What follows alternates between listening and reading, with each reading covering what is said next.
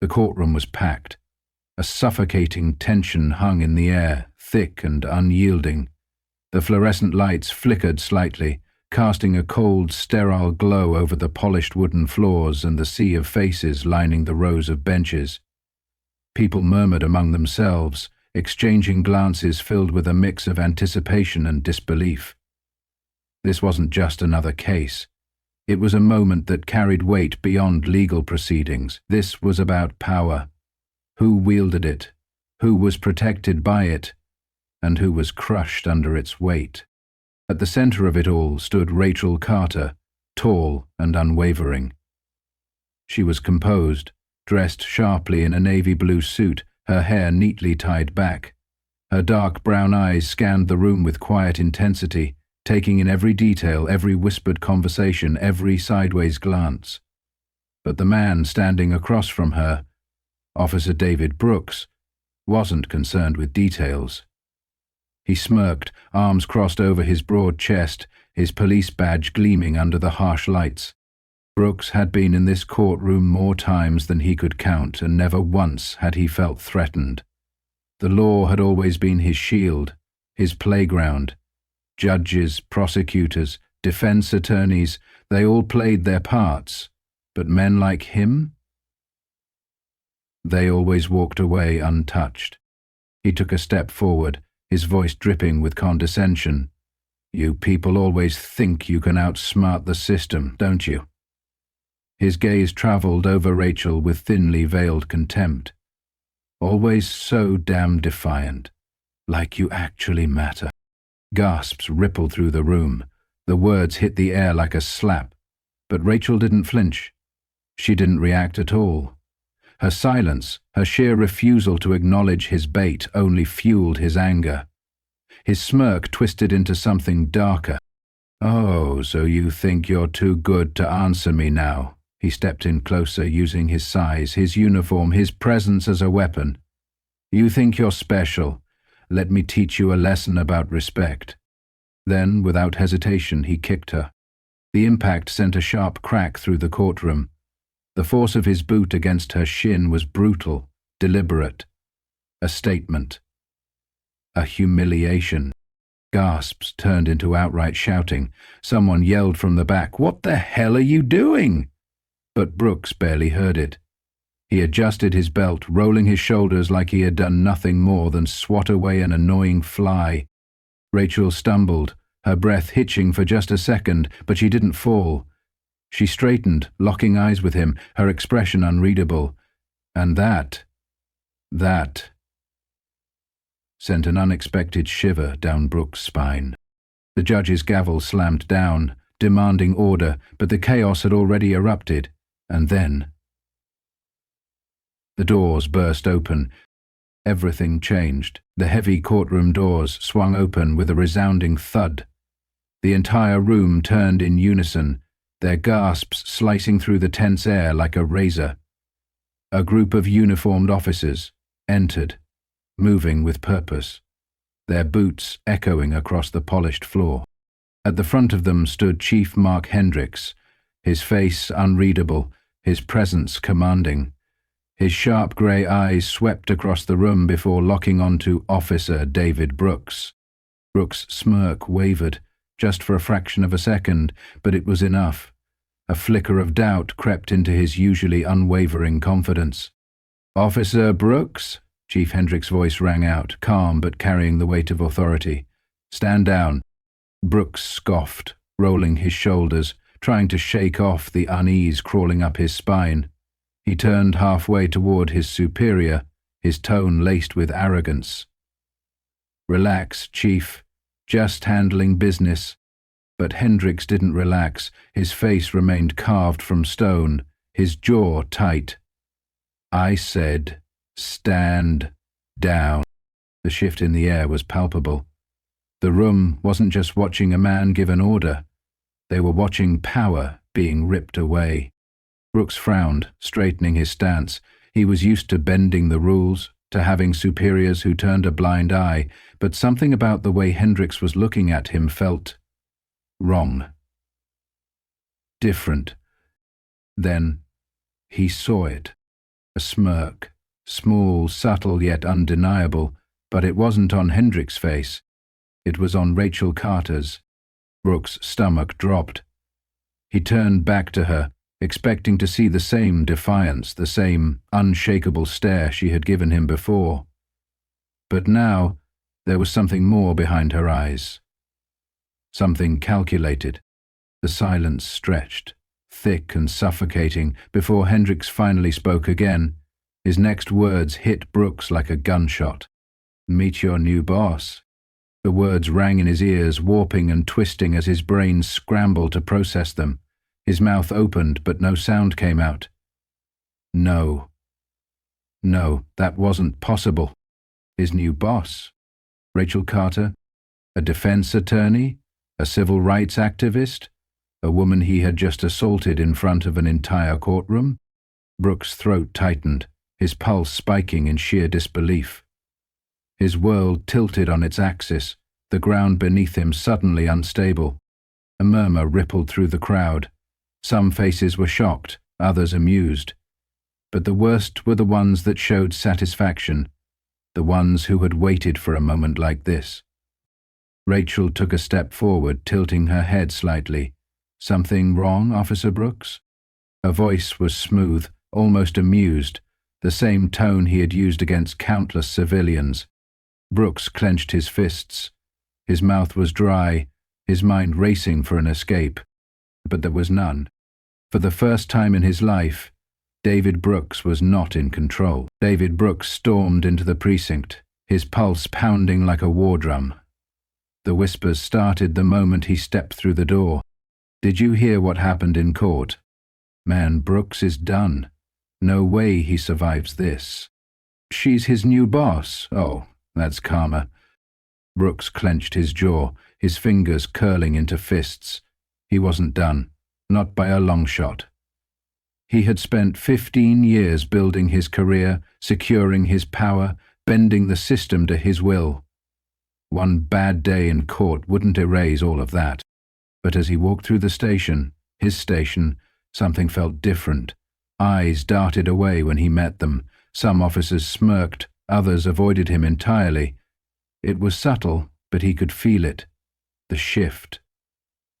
The power that once surrounded him like an impenetrable shield was slipping through his fingers. And then he saw her. Rachel Carter stood in his office. She wasn't sitting behind the desk, not yet, but she was there waiting, her arms crossed, a controlled fire burning in her eyes.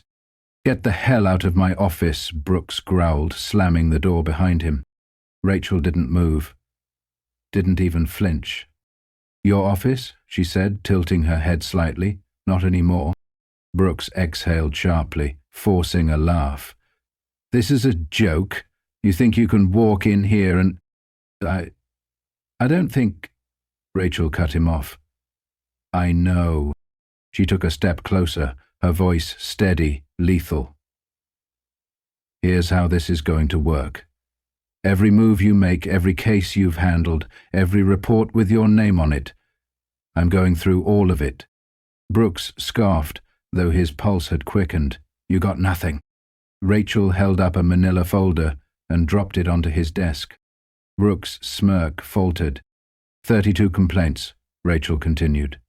12 internal reviews, 6 excessive force incidents, 3 settlements paid out in civil suits.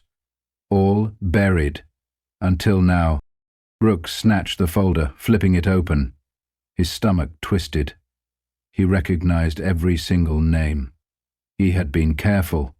None of this should have ever resurfaced. "This is bullshit," he snapped. Rachel took another step forward. "No, Brooks. This is accountability." A knock at the door. Sergeant Mike Reynolds stepped inside, his face unreadable. Brooks had once seen admiration in those eyes. Now, just cold, quiet disappointment. "You're being placed on administrative leave, effective immediately," Reynolds said, handing Brooks an official notice. Brooks ripped the paper from his hands. "This is a goddamn setup." Rachel smirked. "No, this is just the beginning." And for the first time in his life, David Brooks knew what it felt like to be powerless. David Brooks sat in his darkened apartment, gripping a half-empty glass of whiskey. His once pristine uniform was draped over the chair beside him, untouched since the day he was suspended. His phone sat on the table, its screen flashing with missed calls and unread messages, but none of them were from the people who mattered. No one was rushing to his defense. He had spent years building relationships, protecting the right people, making sure he was untouchable, and yet here he was, discarded, isolated, forgotten. A sharp knock at the door yanked him out of his thoughts. His stomach twisted. He wasn't expecting visitors. Brooks hesitated before unlocking the door, his fingers twitching slightly as he pulled it open. Sergeant Mike Reynolds stood on the other side, his expression unreadable. "What the hell do you want?" Brooks muttered, stepping aside just enough to let Reynolds in. Reynolds walked in, his gaze scanning the messy apartment before settling on Brooks. "You need to get your head straight," he said, flatly. Brooks let out a bitter laugh. "Oh, that's rich. Coming from the guy who just helped Carter hang me out to dry." Reynolds crossed his arms, his tone unwavering. "No, Brooks. You hung yourself." Brooks clenched his jaw, his grip tightening around the glass.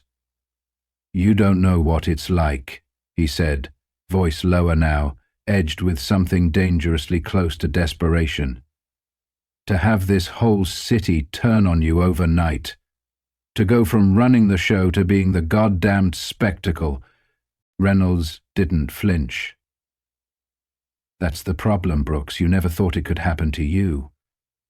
You thought the rules didn't apply." Brooks exhaled sharply, his body rigid with anger. "So what? You came here to gloat? To watch me fall apart?" "No." Reynolds reached into his jacket, pulling out a folded piece of paper. He tossed it onto the table. "I came to warn you." Brooks narrowed his eyes, snatching up the document.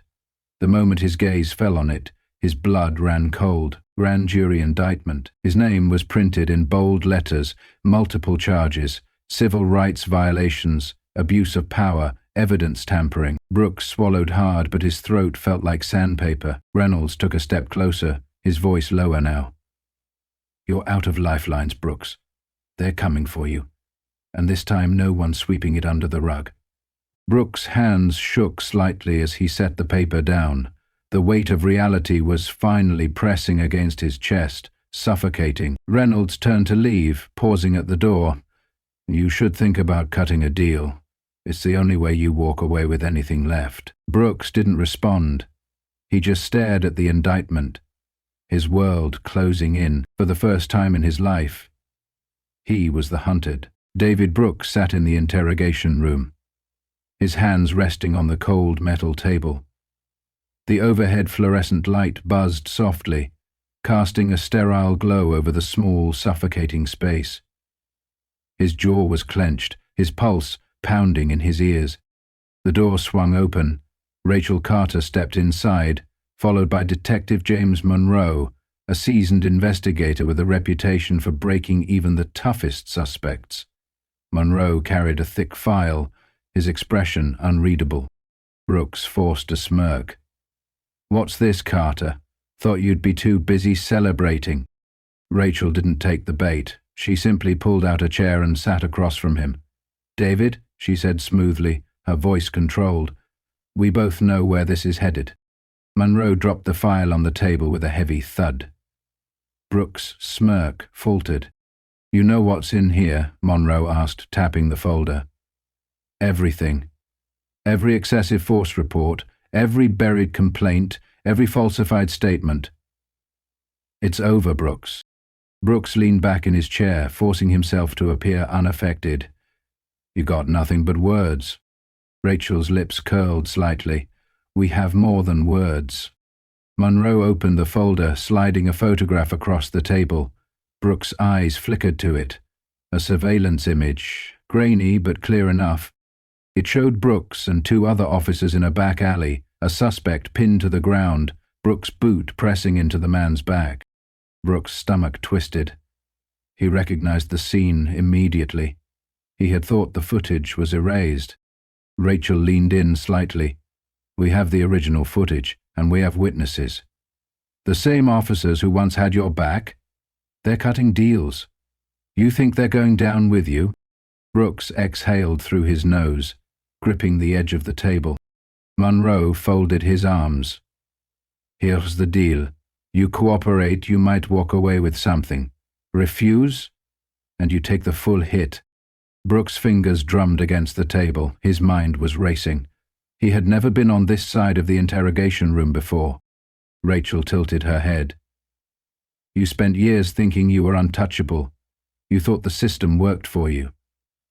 She paused. Turns out, the system was just waiting for the right moment to clean itself up. The words hit harder than Brooks expected. He had two choices, go down fighting or cut his losses. He swallowed hard, his throat dry. Monroe leaned in, voice low. Last chance, Brooks. Are you going to talk? For the first time in his life, David Brooks hesitated. David Brooks sat at the defense table, his hands clasped tightly together. The courtroom was packed. Every seat was filled with reporters, activists, and former colleagues, many of whom were now testifying against him. The prosecutor, Daniel Graves, a relentless force in the courtroom, stepped forward, straightening his tie. He had been waiting for this moment. Ladies and gentlemen of the jury, Graves began, his voice calm but firm. This case is not about one bad decision. This is about years of abuse, years of corruption, and a man who believed he was above the law. Brooks' stomach turned as the first witness was called. Sergeant Mike Reynolds. Reynolds walked to the stand, his movements steady, his expression unreadable. Brooks had once considered Reynolds a loyal soldier, someone who would always have his back. Now he was about to nail Brooks to the wall. Graves approached. Sergeant Reynolds, you worked with the defendant for how many years? 12. In those 12 years, did you ever witness Officer Brooks using excessive force? Reynolds exhaled, looking directly at Brooks before answering. Yes. Brooks clenched his jaw. Can you describe a specific incident? Graves pressed. Reynolds nodded. There was a suspect, a young black man. He was already cuffed, not resisting, but Brooks pressed his boot into his back, grinding him into the pavement. A murmur ran through the courtroom. Graves lifted a photograph, the same one Rachel Carter had shown Brooks in the interrogation room. He held it up for the jury. Is this the incident you're referring to? Reynolds swallowed. Yes. Brooks' lawyer, Michael Trent, stood up quickly. Objection, Your Honor, this is speculation. The judge cut him off. Overruled. The jury will consider the testimony. Brooks' pulse pounded. He turned slightly, catching Rachel Carter's gaze from across the room. She wasn't gloating. She wasn't smirking. She was waiting for justice to do its job. One by one, more witnesses came forward. Former officers who once covered for Brooks, civilians who had filed complaints that were ignored. By the time the prosecution rested, Brooks felt the walls closing in. His lawyer leaned in, voice low. We need to consider a plea. Brooks exhaled, his throat dry. For the first time he realized there was no way out. Tomorrow, he would have to make a choice. And no matter what he decided, his life as he knew it was over. The courtroom was silent. Not the kind of silence that felt peaceful, but the kind that carried weight. The kind that held anticipation, judgment, and an unshakable finality.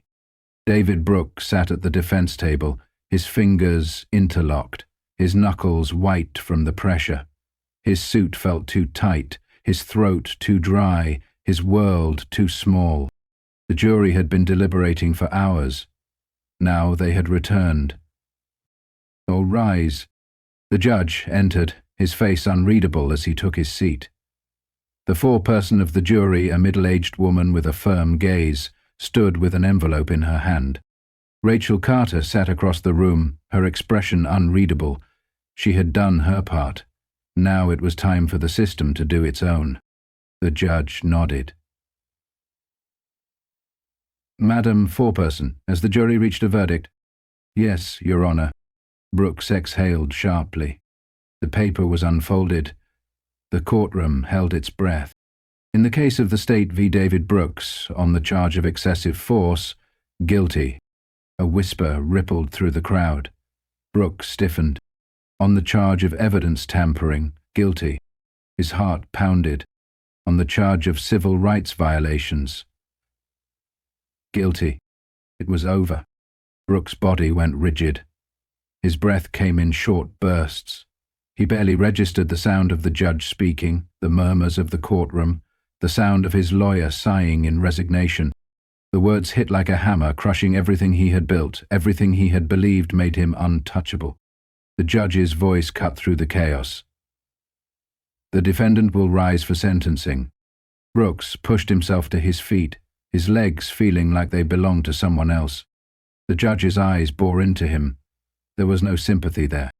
"David Brooks, you have been found guilty of multiple offenses involving abuse of power, civil rights violations, and obstruction of justice. You spent years using your position to harm those you swore to protect. Now, it is this court's duty to ensure you are held accountable." A pause, a gavel strike. "You are hereby sentenced to 15 years in federal prison." Brooks staggered. A sound of shock left his throat before he could stop it. 15 years. It was longer than he expected, longer than he could bear. Rachel Carter watched as officers moved in to take him into custody. She had no joy, no satisfaction, just the knowledge that justice had been served. As Brooks was led away, he looked up, locking eyes with her. For the first time there was no arrogance, no defiance, only fear.